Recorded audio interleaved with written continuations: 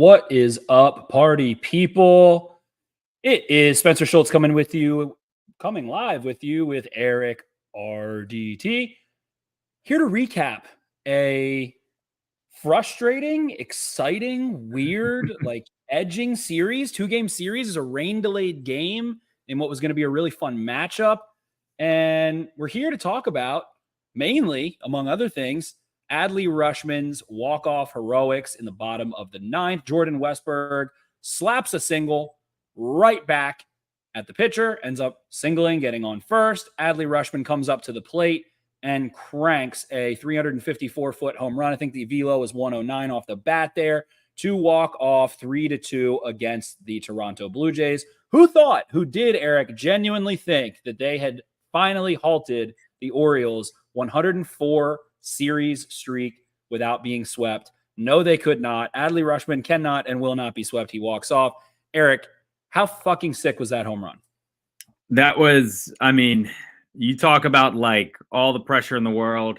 He seems to rise to the occasion a lot now.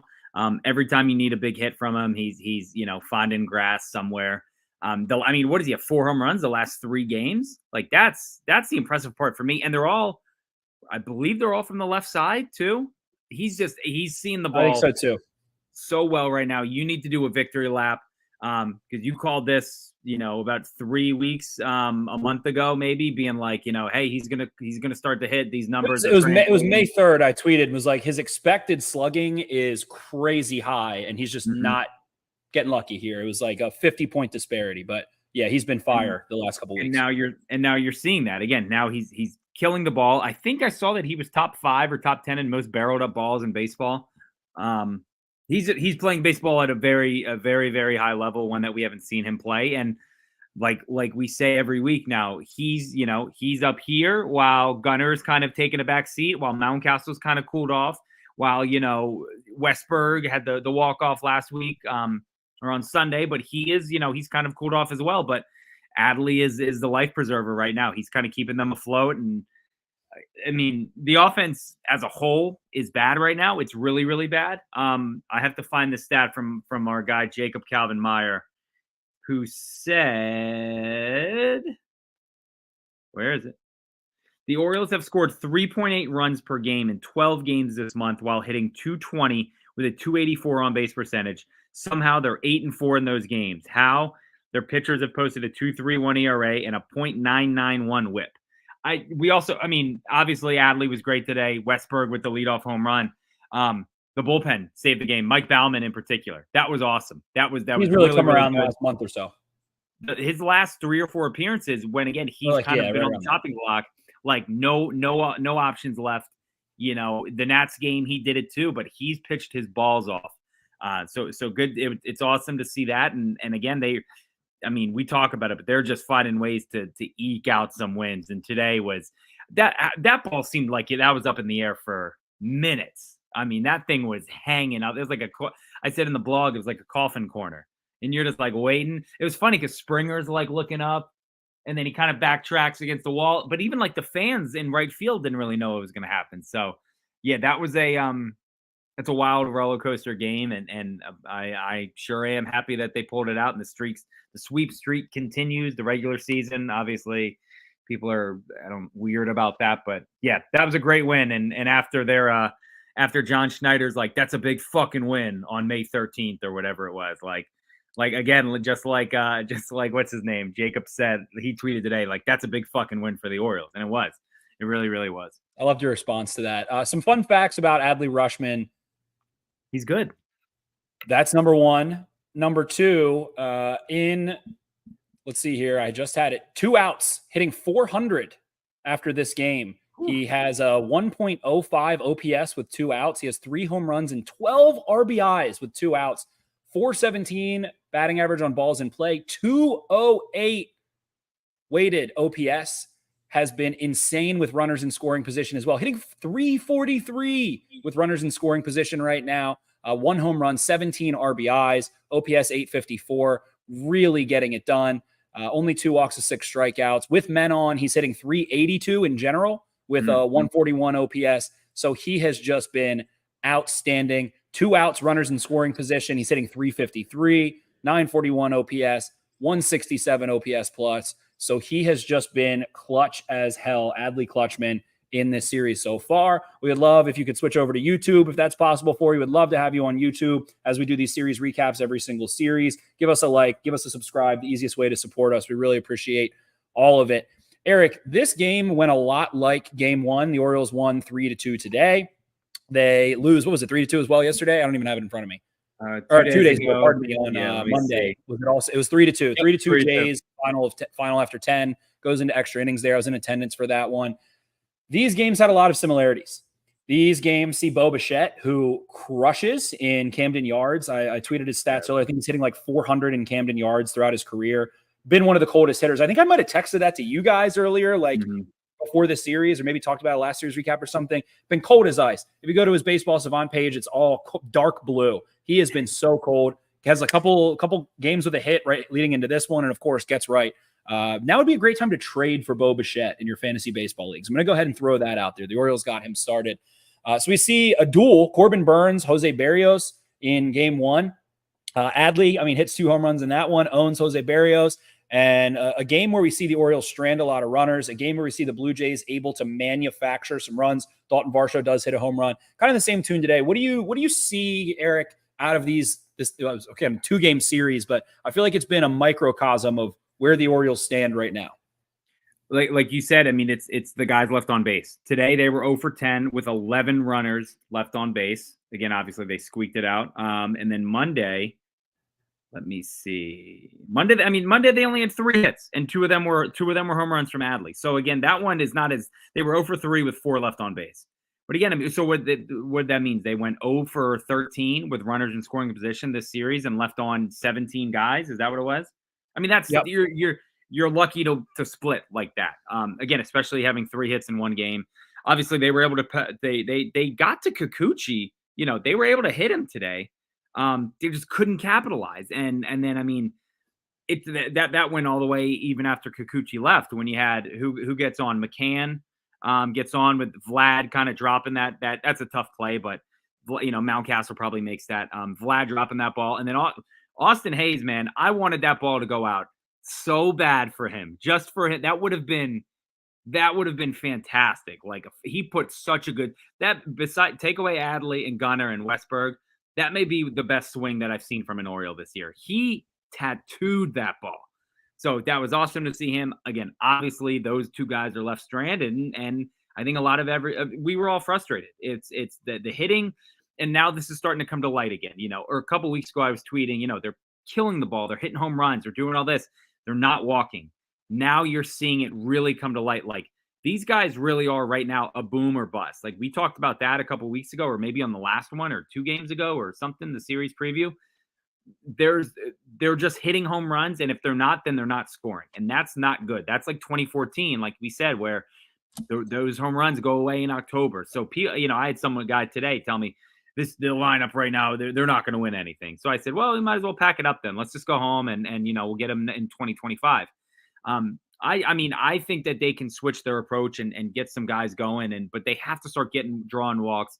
I don't think they're putting together bad at bats necessarily, but there's a couple guys said, Cowser had a hit today, but some of the at bats by those 2 guys and a couple of the others there's a lot of meat on the bone. And again, you're leaving guys out there, and this could have been a 7-2 laugher, and they just couldn't. They have not been able to capitalize in May.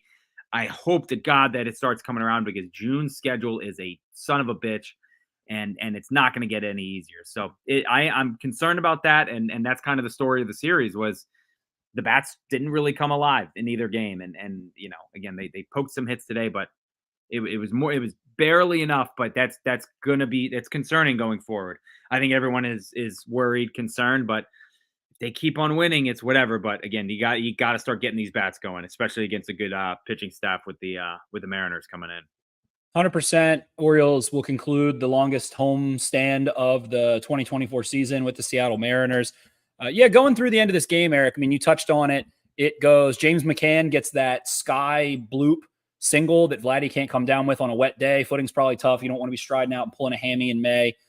Just as soon as Vladdy's starting to pick things up on the offensive side of the ball. Then we see Austin Hayes on that sharp double. Jordan Westburg strikes out. Westburg was outstanding today and has been super clutch this season. It was 2-2 and, swings at a high four-seam fastballs, an elevated fastball got him. And I'm okay with those. Elevated fastballs are tough as heck, especially when someone like Yimi Garcia throws that breaking stuff. They intentionally walk Adley. Mountcastle pops out. First pitch jammed on a sinker, whatever. You can get into the whole first pitch thing. That's fine. Gunnar Henderson, who has gotten cold. I was talking some smack maybe about some people saying he was cold like a week or two ago, and he's cold now. I think he's had maybe 6 hitless games in his last 10, something like that. Not great. So, okay, that happens. Then a leadoff double, not even a second double. And lo and behold, like the one part of this is, of course, it's James McCann, the slowest player on the team, who did single, and then Austin Hayes hits the double. Pretty much anyone else in the lineup would have scored after that. I want to start with that.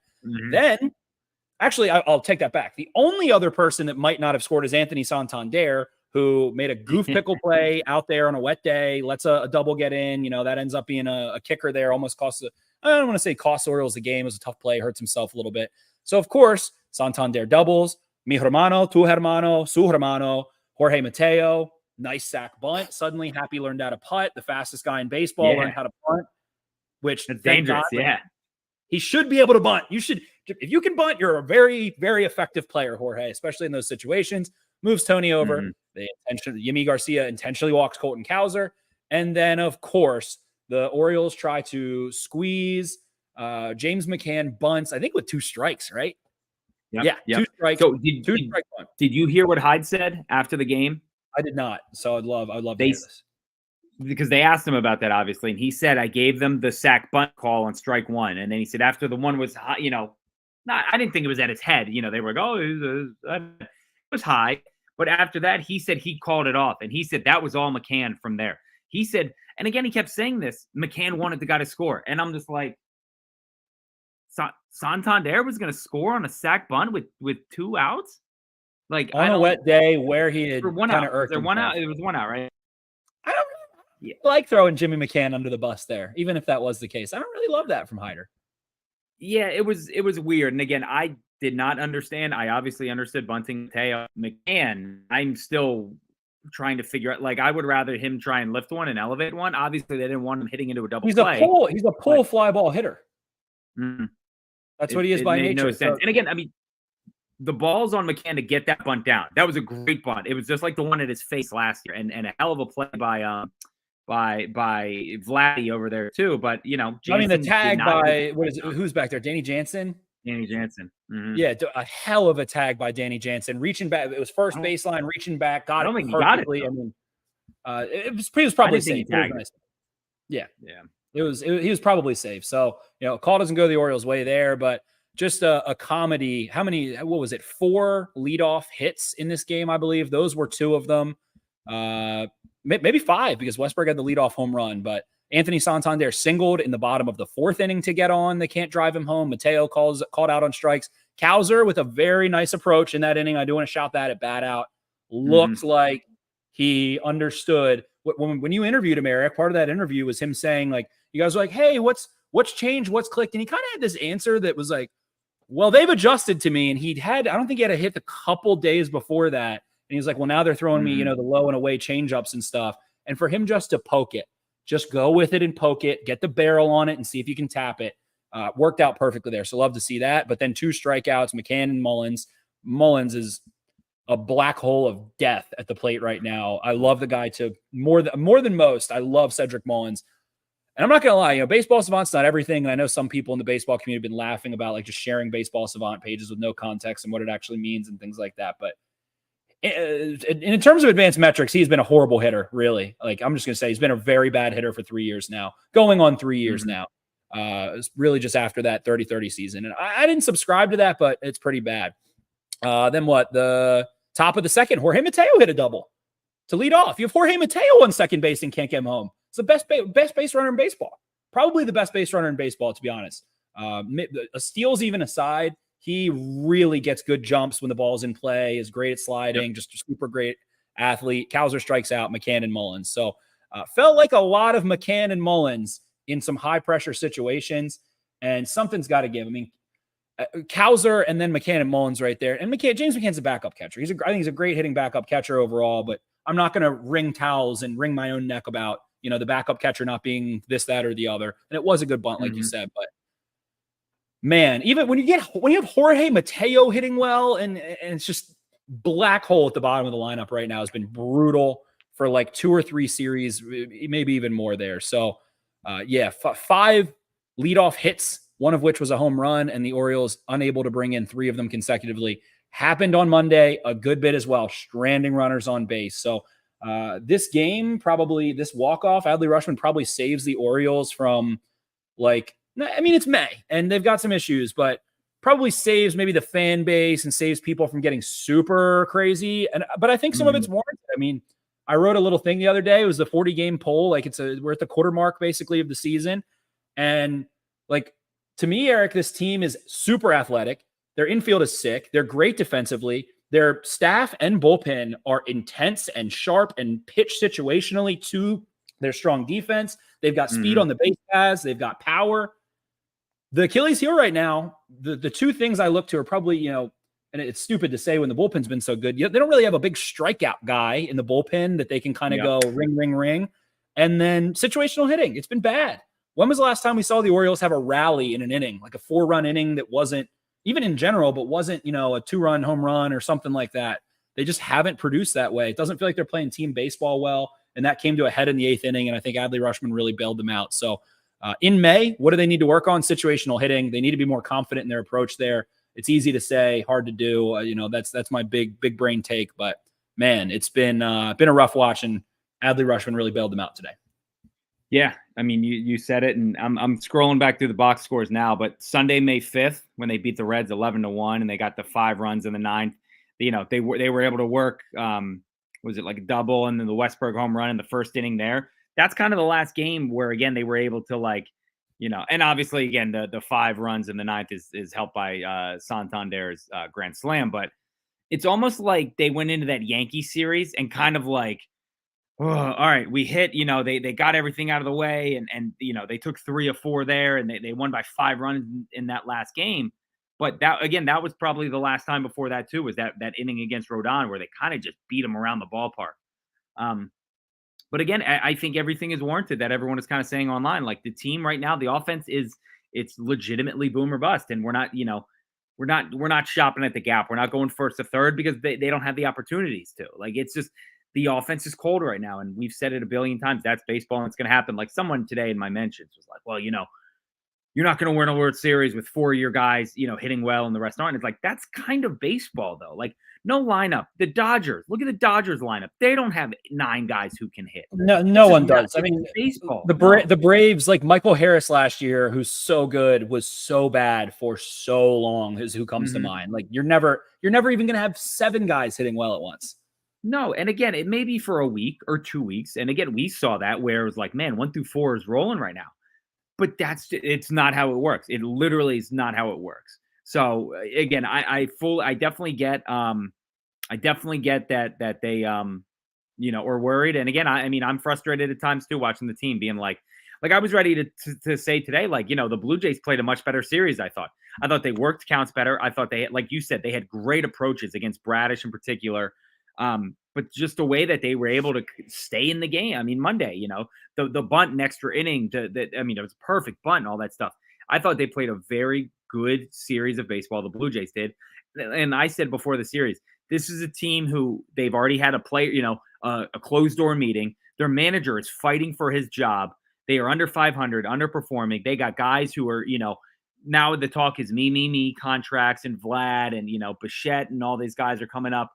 But this was a team who was kind of like a rat backed into the corner. And I thought they were going to scratch and claw and do whatever they could to punch the Orioles in the face. And they kind of were able to do that on Tuesday. And then, they had a chance to do it today. So credit to them. Again, I think Schneider does get fired. I think that guy is about as lame a duck head coach, a manager as you can get. That's a story for another day. But, I thought the Blue Jays played much better in the series and the Orioles were just able to squeak one out. And again, with Seattle coming to town, I think what did they do today? I saw them today. I don't know if they won or lost, but again, it's not going to be a fun series with the way they pitch, but the Orioles do kind of seem to rise up to competition and play well against teams over 500. I think they're still 14-5. So I don't think Seattle is above 500. They may be right at. Everyone is either right at or below 500. I think they're leading their division. They're Seattle's 23 up 4-2 at the bottom of the 8th over the Royals right now, who are a scrappy team in their own right. Yeah. So again, they're 20. They'll probably be 4 games up by the time they come here, 24-20.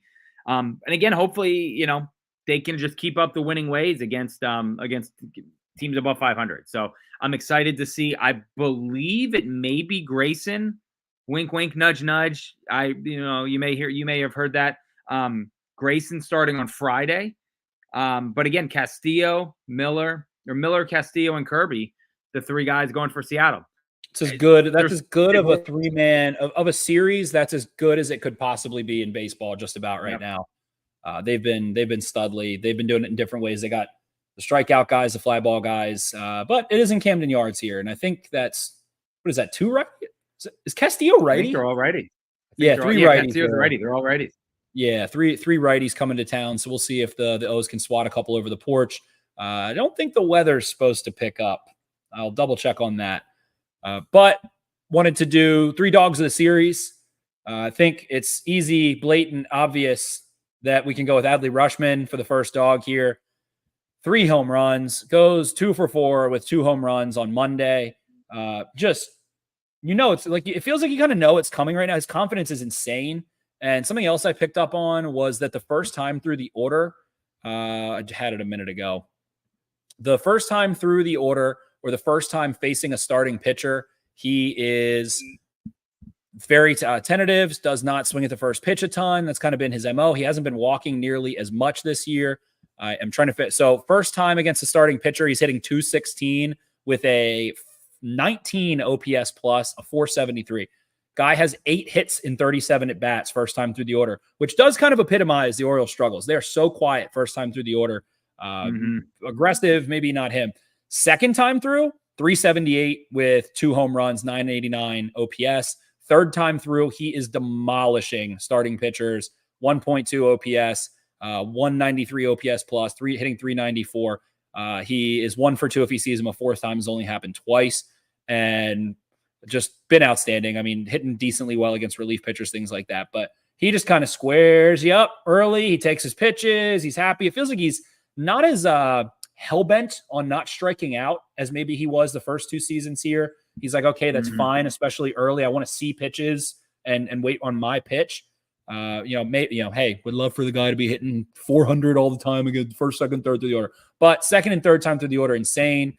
Does it against the Blue Jays Monday. Obviously walks off tonight. The approach looks great. I have a little egg on my face. I was saying, I'm not saying to Mullins him and keep him on the right side of the plate, but just it felt like that righty swing was so smooth. And then, like you said, I think he's hit 4 straight home runs from the other side of the plate. He has such a more adaptable swing on that side versus, I feel like, a more consistent swing. So he's doing it on both sides, different ways. Dude's a freaking stud and absolutely was the dog of this series. Yeah. I guess I'll go Westberg then. Again, it's like he does all the stuff, all the little stuff. The home run to lead off the game. Again, I love Hyde putting him in leadoff too. I love that. I tweeted it a couple days ago. Like, I would like to see, something like that. I don't like moving Gunnar down, obviously, but if you can get Westberg out, Westberg, I think he can be a very good leadoff guy. And we saw it today with the home run. That's a decent way to start things off. And then he got it started in the 9th. So they may still be playing if he doesn't hit that single. But I'm going Westberg there just because, again, it's just he quietly, all he's doing is hitting the hell out of the ball still and playing very good defense. I think he had an error Monday. He short hopped Mountcastle, or I don't know. It was like a barehanded running throw, I think. That's what it was. He's had a couple barehand opportunities. I think he might have gotten one today, maybe. He's been getting a lot of barehand opportunities coming in hot, making some crazy plays. And the thing I love about him and Gunnar over there, there was one today. Mateo might have ended up getting to it. I think it was maybe Gunnar. But they just get to every ball. Like, there was a little single that could have scored a runner, and they just don't let shit get through the infield. They always get to the ball, even on tough plays. It is hard to sneak a ball through there, especially if you don't rip it between, really, at this point, Mateo too. who had a crazy stop. I think it was in extras. Tuesday. Yeah. Had a crazy spinning play to go make a stop and keep the ball in play and prevent I think a second run maybe from scoring there. He's been money at second base. I was going to go with him for the third. We'll give him honorable mention, I guess, but I'm going to say Corbin Burns. He has been so consistently good. It gives you 6. This start, it feels like the Jays had a really good bead on we are only swinging at fastballs, and it's got to be something hittable. They've laid off a lot of pitches. They fouled off a lot of pitches in this series. I think they had 17 today, which is the most of that's happened against Bradish. He just couldn't get the whiffs. But Burns ended up getting, I think, 3 double plays in that game. Needed them, had guys on base, was able to go get double plays. We saw 2 of them, I think, Henderson to Mateo to Mountcastle, and then one of them, Mateo to Henderson to Mountcastle there. I thought he pitched really well. The strikeouts, I think he's on pace for 200 strikeouts somehow. I don't know how, but I think that's right around there. He's on pace for over 200 innings. There's been a big hoopla about, he's not going, 7, 8, 9 innings. Like, all right, he's giving you a quality start every single time. Go 6. Lets up 1 run. Like, what do you want? What do you want? He let up 1 run. What do you want from Corbin Burns? The only thing with me was obviously, again, when he gets pulled at 85 pitches, and again, I didn't get to watch any of Tuesday. I was driving all around, but I'm listening to it. And I know he had the long at bat, I believe, against Kirk in the 4th. And he said after that, I was like winded after that. I was spent. And it's like, that's the only thing with me is like, man, after an at bat in the 4th inning, like that's one where I kind of assumed that you would just bulldog your way through. And he ended up, he did it. And again, he pitched great. But I was kind of like caught off guard with that. Because again, Hyde said, he expelled himself in the 6th and he left it all out there. And again, it's like, I mean, it's mid. I would understand it if it was, the 4th of July weekend. And it's 105 in Baltimore, and he's dripping sweat as they foul off ball after ball after ball. But it's like, it was a cool night.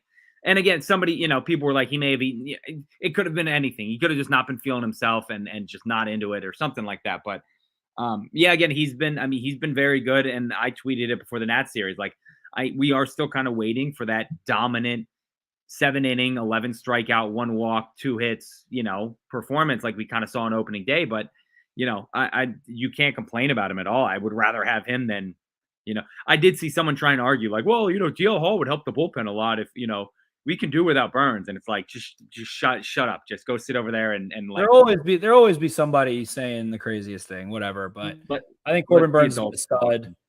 And on a night where, again, he's not, like you said, he's not giving you the 10 strikeout nights, but he's not letting up runs. What do you want? What do you want? And 85 pitches, sure. He still gave you 6.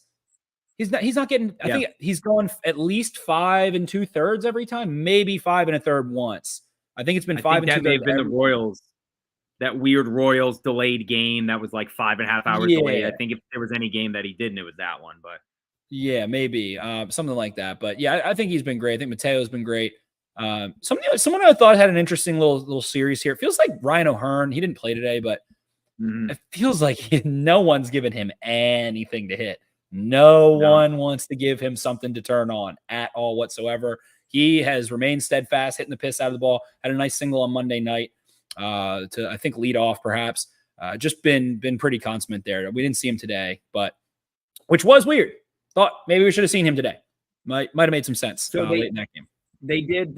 They asked Hyde about that, and they said, "Did you consider pinch hitting O'Hearn for McCann in? I guess that's the 8th inning."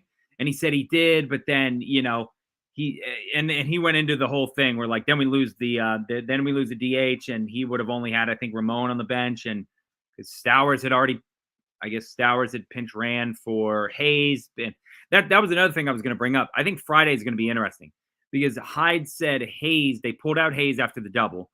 He said his calf is still not 100%. And he said even yesterday, I think he said on the off day, his calf is still very sore. So they knew going into this game, that's why I didn't start. Because me, like everyone else, I'm like, why is Mullen starting against the lefty? Like Austin Hayes is right there. He just came off the IL. And he said he's still not back to 100%. He's good to hit, but running and fielding it's not something right now. So now I'm wondering if Santander, who I think Hyde said has like a knee bruise, obviously that it really hurt him. And, in the 8th inning trying to score on that. I mean, he's a slow guy anyway, but, You could tell it was bothering him. I don't know what they do if they put O'Hearn in right. You start Mullins again, I guess, against a righty, and then Cowser in left, and Mullins in center. I guess is the lineup you do, but that could make for some interesting. And then again, you have Stowers if you need as the fourth outfielder, I guess. But I don't know. It's going to be interesting. Again, you got to wonder if Hayes can when he'll be back 100%. But that swing, I mean, we haven't seen him take a swing like that since maybe the last game before the All-Star break last year.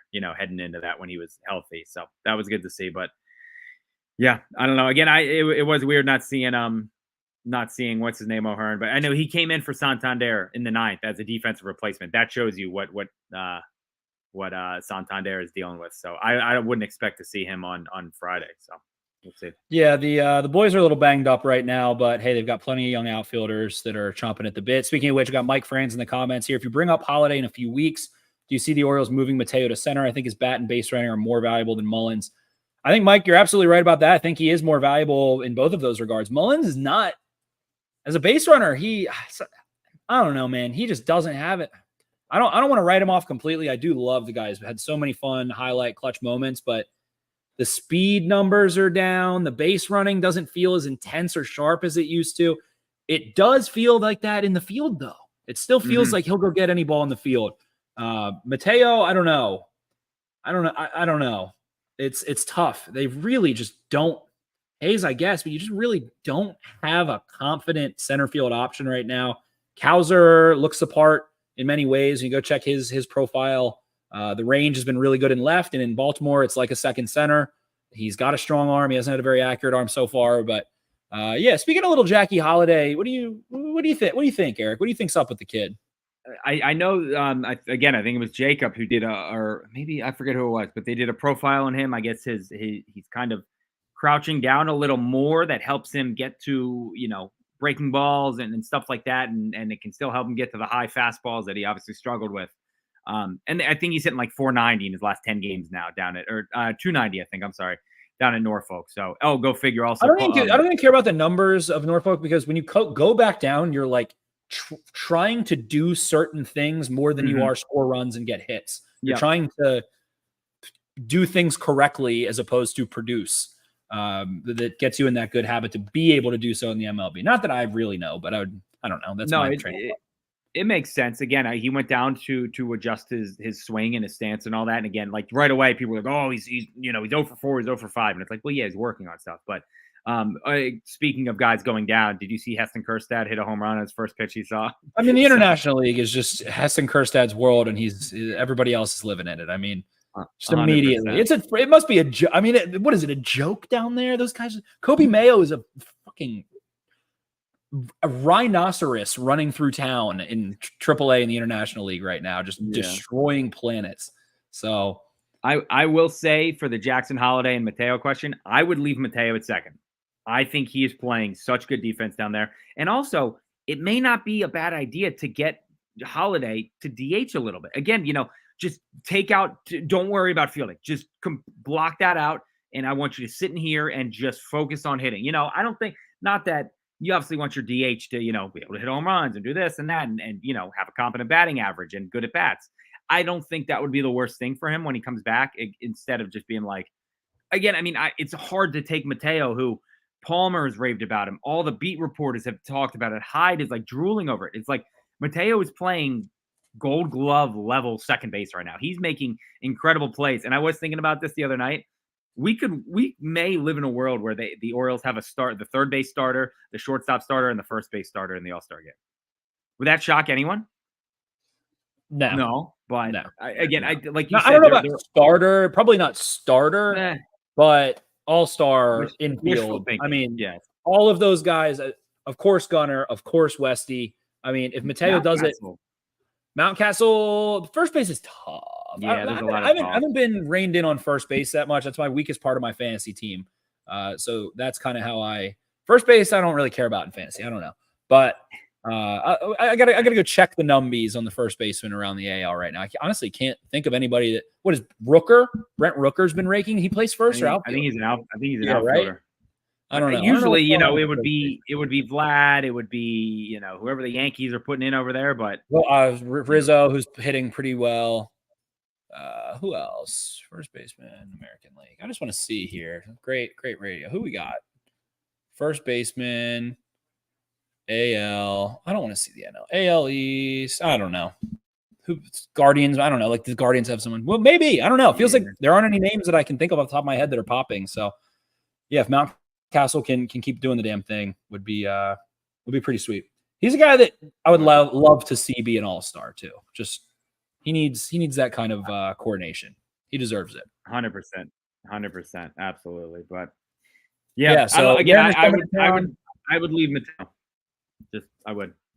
I agree, and I mean, there's no rush with Jackson at this point. There's no rush. Whatever, like he wasn't, he wasn't Bryce Harper. He wasn't freaking Ken Griffey Jr. coming up and raking and being an immediate superstar. So what's the rush? Yeah, and another good point by Mike Franz. Moving Westberg out of the bottom of the lineup makes it a tough spot. Bottom of the lineup is usually not great, but man, they just can't get a lot going right now. So some shuffling. I feel like the Orioles outfield is very questionable right now. I don't know how much more leash they're going to give Mullins. Tony's a little banged up, and can easily DH. Ryan O'Hearn, God bless him. He's amazing. Him DHing like blocks, and he should be. I'm saying this is like a good problem, kind of. He blocks so much from happening because he's so good. Santander can't DH. You can't go get, another outfielder. Kjerstad can't go play right field because then you're taking Tony out of the lineup. Things like that. There's so much I feel like that's blocked because of it. Like, God forbid, like a Kobe Mayo could be doing maybe the O'Hearn role. But again, O'Hearn is outstanding. So I don't know. Who do you think? Do you think Mayo gets caught up anytime soon? I just don't know where. I don't know. There's nowhere to put him. There's literally nowhere to put him. I think you got to do something about Ramon. I mean, he came in today and was But then how many at-bats is that a week? Like, I know, yeah, and that's the thing. It's like they're not. It's going to be the same thing with Kjerstad, where he gets one start a week or a pinch hit. He's going to have 5 at-bats in 6 days, and you're going to have Orioles fan Lamar lover for life being like, Sahai doesn't know what he's doing. Send him down. You bring out to him, and So it's always that same game, and I really don't know what you do. But again, I mean, man, if he come up and just bash for you, I don't know. Yeah, and again, it's a problem because I think he's the one. I want to put that on the internet. I think Kobe Mayo is the one of this next group of guys. Post like Westberg, Gunnar, Adley, Holiday. I love and I think is going to be a very good player. I feel like Kobe Mayo is going to be an absolute tank when he comes up. The swing, the height of him, he's 250, and that's big. That's a big guy. That's big. It's like a big guy. He's 310. That's like 250 back then. I think Kobe Mayo is going to be the one. The arm is crazy. I just don't know. I mean, first base, you got Mountcastle there. Mountcastle's not going anywhere next year, but I do love Kobe Mayo. I'm curious to see how that plays out. But the outfield, I don't know, man. Like Norby's down there in purgatory. He's played some corner outfield. Like, I don't know. It feels like it's just so goofy. You have a black hole in offense in Cedric Mullins. You have kind of a black hole in defense. Like Tony's been good at times, but is always good to make some boneheaded play at some point. So, not everything's going to be perfect, but I don't know. The shuffling of the outfield is a weird spot for the Orioles, and I feel like they're not going to find answers until they make trades around the deadline. Like I feel like there's going to be some tinkering. I feel like the month of June is to shit or get off the pot in the outfield. That is my thesis on the Orioles. I will say this too. You know who's a free agent? Aaron Hicks. Just saying. Bring him back. He saved him last year. Bring older brother Aaron, Uncle Aaron over to come in here and provide a little stability. See if we can get a little bit of that magic back in the bat. We can do that. So, any other closing thoughts here, Eric? Anything else you're thinking of? No. Just again, it was a real win. I think they really, really needed that. It would have been like if they would have lost that series, then it would have been very doom and gloom. Not bad. But again, the player. I mean, this just really shows that they really just play their ass off. And regardless of, what anyone else says, I doesn't know what he's doing. Elias is tanking on purpose. The pitching is pitching its ass off. The guys are playing just well enough to win. And I think things will turn around for them soon. I hope it's, this series. And again, they just keep going 2 out of 3 and we'll stomp our way into June. But again, it was a great win, a fun win that hopefully can kind of light a spark underneath them and get these bats going. And hopefully the pitching keeps doing what it's doing and Grayson comes back and then kind of just cruise from there.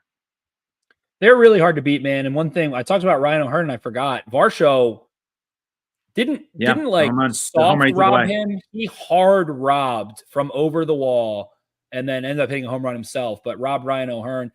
There was just really hard to beat. And like that's why it's frustrating that situational hitting late in games feels like a tough spot. You have to get them out with runners on base. Like they get on base enough late, even though they don't get on base. They're freaking like 29th in walks and 23rd in OBP or whatever, but they figure out a way to get on base. And then you have to make them be out. You have to throw stuff plus, whatever they call it, to get them out. So Mariners coming to town. Speaking of stuff plus, very fun matchups in terms of starting pitchers. Get yourself out to the yard this weekend. I'll be down the ocean, but yeah, we would love if you could like and subscribe to the podcast. Huge shout out to Jimmy's Famous as always for everything they do. Keeping the lights on here. Shout out to all of our venerable sponsors, the Fed Thrill Sunglasses, Black Eyed Susan Spices, as well as Clipper City. Go check all of them out. Also check us out. Best of Baltimore. Eric's nominated. I'm nominated. I think Taylor's in there too. The Exit 52 podcast as a whole is nominated. Taylor's nominated for a columnist. I don't know. But go vote for us. Go get them in. You can vote through, I think, like the 24th. We'd love to go have your votes. You can vote every single day. We love you guys. We appreciate you guys. Thank you so much. And we'll see what the Orioles can do next series. Adley Rutschman, man, walks off the Blue Jays to keep this alive. And we'll talk to you next time. See ya.